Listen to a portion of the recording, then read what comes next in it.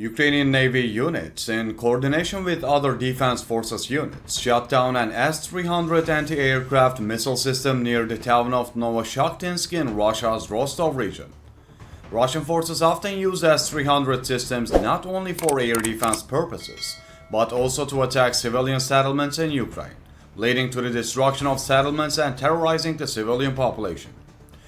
Joint combat operations of all components of the Ukrainian Defense Forces against important Russian military targets continue.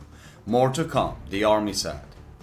The S-300 is a Soviet and Russian anti-aircraft missile system widely used by many countries. During Russia's full-scale invasion of Ukraine, this system was used for the air defense of Russian forces.